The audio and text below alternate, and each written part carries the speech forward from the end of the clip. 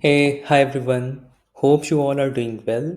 So, in today's video, I'm going to show you how we can create multiple secret keys and we can set the scope of those secret keys as well.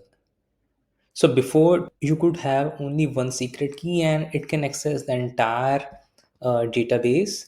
That is, it can access all the endpoints such as um, creating a new record or reading records. With the same key, you can update and delete as well. So from now on, we have implemented this feature where you can create multiple secret keys and you can set the scope as well for those keys. Let's get started. I'll just go to uh, my databases and database. Let's say this database. I'll just open the secret keys here. And right now, if you see, I have the one default key, which is the system key. Here I get the option to create a new key, and now I can give this key a name. Let's say I can give this name as let's say as the manager. And there you see this, there are two level of scopes. The first one is we can set the scope at the table level. So if I just click this, now I can choose the tables that I have, and now I can set the scope for those table. So with this new key which I'll create, I can only read the books. Okay, but then if I add another table, I can set this as write, update, or whatever I want.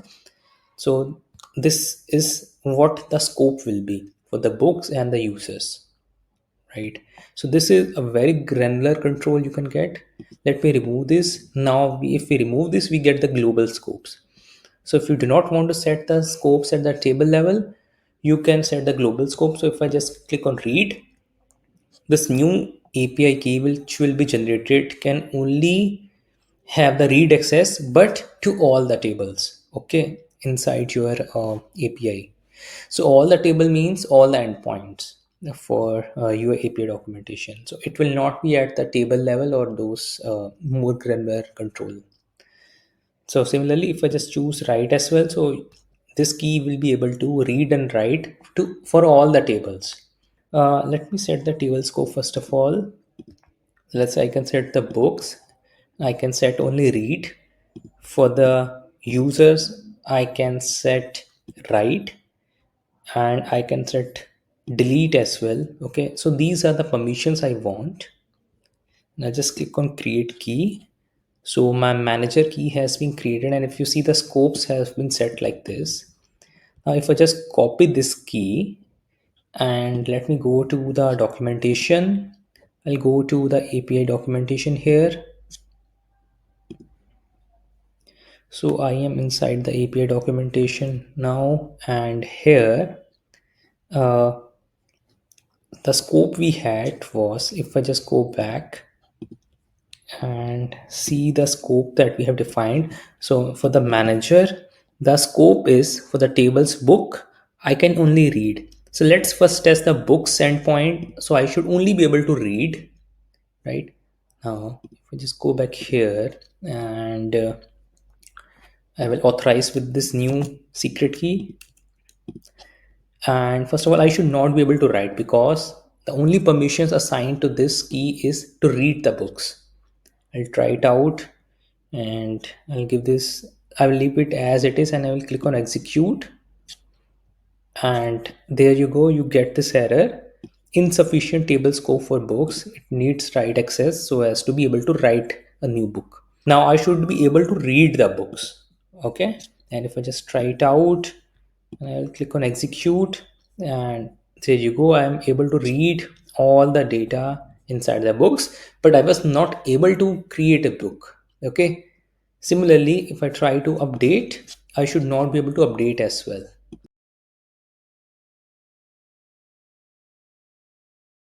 As you can see, we now got the error message. It doesn't have the scope to update. This is the example of table level scoping. Now, if I just jump back again here, and the another one was for the users table, I should be able to write and delete. Okay, but I should not be able to read the users. So just go back here. I'll go to the users. So here we are. We can create a new user. Okay, so it should work. So I can give this any name and just click on create, and there we go. We have successfully created a new user, but it doesn't allow to read users, right? This is what we have set. So the scope is not to read the user, so it should not work, right? So there we go. Insufficient table scope. We cannot read the users. If I try to delete, it should work because we have granted the delete permissions here. If you see, the users have the write and delete, only these two permissions. Now, so if I try to delete a new user, okay, it should work. Let me add, let's say ID 4, and if I click on execute, there you go. So we have successfully deleted the user. Okay. So this is the example of table level scoping, and it is the most granular permissions we have implemented, which can even go till the tables and prevent the unauthorized access to any tables or that you do not want to expose, or where you want to prevent certain actions, right? Now if I just go back here to the secret keys, uh, let's create a new key, and here I'll set this as, let's say, uh, just a random name all, because I want to give all access. I do not want to set a table scope. This is the most advanced one. The table scopes are much more advanced and provides you more protection at the table level. But now we are going to use a global scope. It will also prevent the unauthorized access to perform certain actions, right? Something like you cannot write or maybe you cannot delete with this new secret key, but yeah, you can still access all the tables. Okay, so let's say if I want to provide the read access, here just I will click on read. I'll click on create key. So now I have this new key created which have the global scope of read. I'll just copy this, and if I just go back to this documentation, here I'll just use this new key. I'll click on authorize. Now, if you remember, we have provided the read access. Okay, so it should be able to read, but now it can read all the tables. Since we have not implemented the table level scoping, but the global scoping, so it can read all the tables, but it cannot perform any other actions.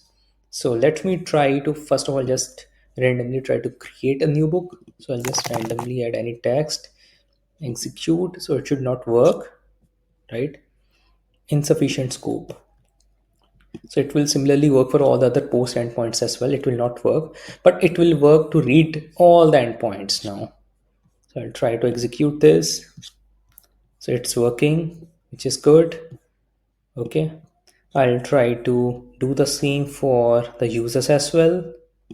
Okay, and there as well it will work if I just click on execute, and there you go. Okay, so we have implemented this thing now, and if I try to, let's update anything with this key, so it should not work, right?